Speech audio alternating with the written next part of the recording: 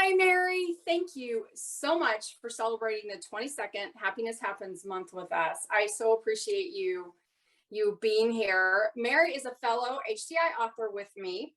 So she has her book. We'll talk about it in question two.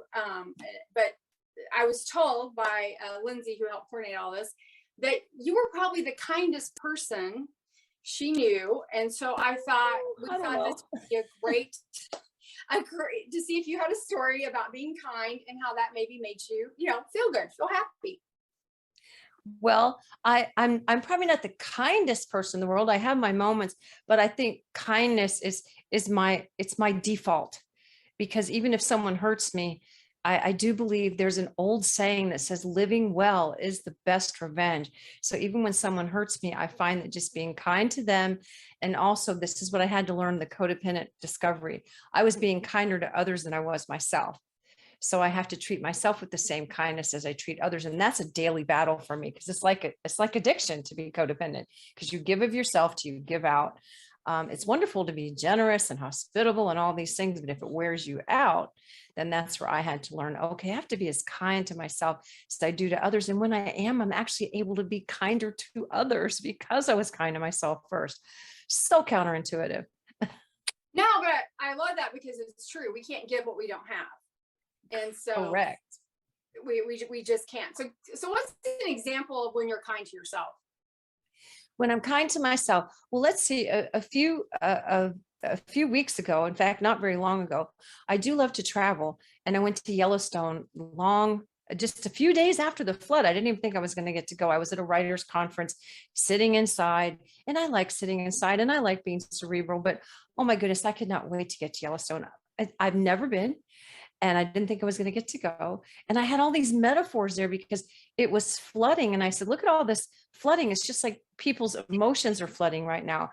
And the water's got to go somewhere. And it did. And then instead of the animals running and being afraid, they had left their territory and come closer to the road, and where you could see them, you could see nature nurturing itself and figuring stuff out. And I said, if people would just come out and pick up the metaphors out here, it would be very healing. So that's how I'm kind to myself. I travel and get out in nature, because that's when I can really hear myself, because codependent people do not listen to themselves. They say yes when they mean no, and no when they mean yes. They let other people influence them. They don't apply the empathy to themselves. So when you're out in nature and you're only listening to yourself, and yes, I was with a guide and some other people, and I talked to total strangers, and we're sharing the nature, and it's very nurturing. So that's how I'm kind to myself, as I get out and away in pretty places. Oh, I love that. And so when is an example of a time maybe you were kind to somebody else and that made you happy and feel good? Well, being kind to someone else, wow. The way is, do you hear me stammering? It's very hard to toot a horn, but there's something that when I was a little child, I was probably about 8 years old. I saw somebody getting beaten up in the street. It was a homeless person. Now I'm 65, so this was a long time ago. And I jumped up and down in that seat, back and forth in the car, and I begged my mother to stop and turn around. So he was in a shelter. We went in the shelter. We reported it. And then we noticed there was no food in there. It was horrible. So every year for 20 years until that closed, I was from 8 years old until I was probably I think I was a senior in college when the place closed. But we took Easter, Thanksgiving, and Christmas dinner there. And I don't mean just the food. We took the whole cooked thing. I mean, everyone in our family cooked. We're French and Italian, so it's like it's in our blood. So every year, and we never told them our names. That's not what we were just doing it out of pure love. And it was something that my dysfunctional family did together that functioned very well. It was a beautiful thing. So expressing kindness to others also helped us remember, wow, we have so much and they have so little.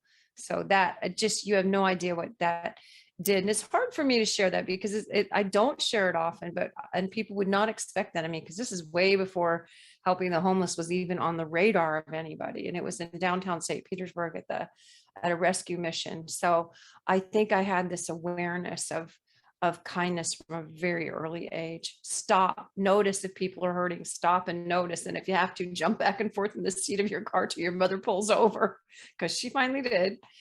And yeah, that sounds like yeah, kind soul though. Like in your soul, you were just screaming. Oh yeah. Kind. Yeah.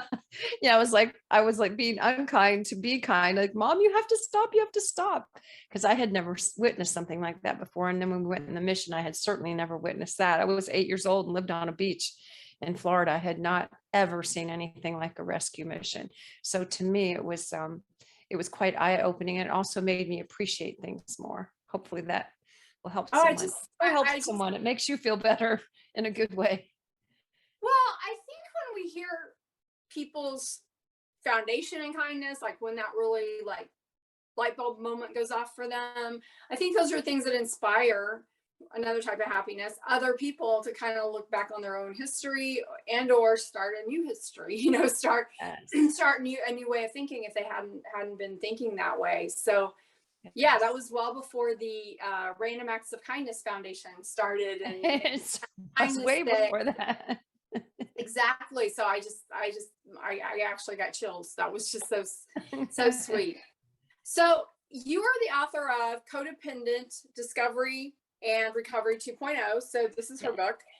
So tell us a little bit about who you think this book is for, and how by reading it, is it going to make you feel, a little bit, lack of a better word, happier? Well, I'll tell you, it's just exactly what we've been talking about. So I can paraphrase it very quickly. A lot of codependents give until they give out. Like the brief definition of codependency is to give so much of yourself, you lose yourself. It's Mhm. said about give and live well. Also, there's a spectrum to codependency. Like people would toot their own horn. Look at all the good things I do. That's what I didn't do. That's why I was stammering when I was telling you about that, because those people didn't know my name. I wasn't giving to get back. Many codependencies. This is what I've done for you, and this is the thanks I get. So there's kind of a spectrum to a doormat and a controlling kind and a I know what's best for you kind. So codependency, when you lose yourself caring for others, you need to care for yourself as much as you do others. It can be cycles of giving and receiving, but you cannot give until you receive, which I think is a better way than putting it, that you can't give what you don't have, because codependents will give what they don't have. If you ask them for $10 and they only have 8, they'll go borrow 2 and they'll be in debt. They'll do it. So they do give of what they don't have. So if anybody relates to that, and I hope someone does, it will not make you happy to take care of everyone else. The best way I ever heard it said was you do not have to set yourself on fire to keep everyone else warm. So if you're one of those people who's giving until you give out, this is who this book is for people who give until they just can't. I always say when people say I can't take it anymore, what they really mean is I can't give anymore. So it's for people to figure out what they don't want, to deduce what they do want. And at the end of every chapter, I make it so easy. There's bullet points on what you don't want. You apply what you do want. So you're only left with what's right for you, because the left list you're going to throw away. It's ceremoniously discarded. It's kind of it builds on itself. So you're kind to yourself in increments. Yeah, no, and I love that, because even say with happiness, if you're not happy, you can't even start to make anyone else happy or the people around you. You have to be filled within, and Yes. then you can share and give and do all those things that you love to do. But it does really start within. So I do love that. So the final chapter or the final question is my book, Practical Happiness. The first principle is happiness is personal. And I think we live in this very group think world. Even there's also competitive happiness, but a lot of that distracts us from really owning what is something that is happy for us and what is personal for us. So what is something that makes you happy might not make a significant other happy, might not make anybody in your family happy, might not make your friends happy, but it's yours. I know you alluded to nature being one of them, but I don't know if you have others, or I saw furry friends. So what is one of your happinesses personals that might not belong anywhere else? Well, I'll tell you, I find happiness in a really good balance of socialization and then insulation, like I told you about. There's such a thing as an ambivert. When I took a Myers-Briggs test in college, when I was studying in graduate school to study to be a therapist, because I used to be a songwriter. So I had songwriters are like the definition of an ambivert. We write the songs. I used to have to sing them too, but it was like, whew, I had stage fright, I would get over it. But anyway, so I think a balance of insulation and socialization. Ambiverts are just like ambidextrous. I tested out 51% introvert and 49% extrovert, which did not surprise me. I told my professor, I think I might be a balance. And I am. So I need to pay attention to myself. I need to pay attention to any tension I have when I'm overwhelmed or I've had enough. I used to call it my threshold of adorability. In show business, you always have to be on. I said, okay, my threshold for being on is off. And then I would just politely excuse myself. So it's just a balance. And I lived on a farm, so it was nice to be throw myself in the music business and then come home and be free. That's what I do as a therapist. I'm helping people listen to themselves. Same thing as a songwriter. I'm throwing myself in people's problems or just, counseling. And then what I do to recoup and regroup is take a nice long walk every night and spend time with my dog, which you saw Ace walk by earlier. And he is the happiest dog in the world. He trots around everywhere. So just that kind of thing, the balance of socialization and insulation, which I don't call isolation. Solitude is very different than being alone or lonely. Big difference. So happiness is when we're socialized well. It's not mean just being out with people. Wow, there's some rough people out there, right? And so to reduce that kind of stress. So that's what I mean, just a balance. Well, I love that, because actually, like on the Myers-Briggs, that sounds a little bit like me. And because people always just think I'm this extrovert, and I'm like, actually, no, I'm an introvert. I'm happy like just reading a book.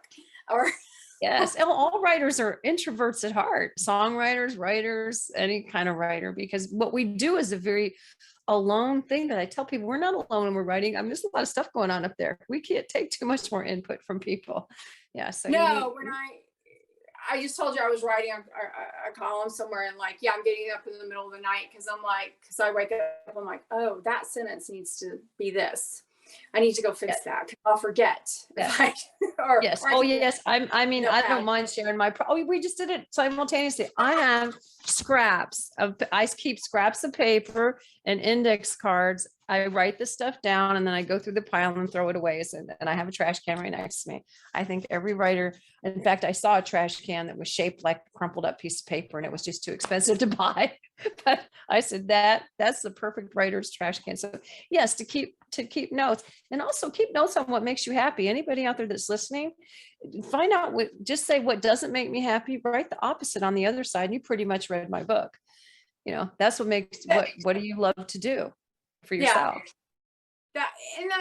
That's one of the things I think we don't pay enough attention to what does make us happy, and we pay extra attention to what doesn't. So anyway, thank you so much for spending part of your day with us for Happiness Happens Month, and I look forward to us staying in touch.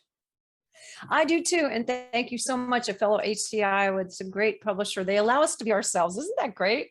I mean, that's a great part of it. So thank you. And I look forward to talking to you in the future. And I hope everybody out there seeks their own happiness without asking everybody else what it is to make them happy. Thank you. Thank you.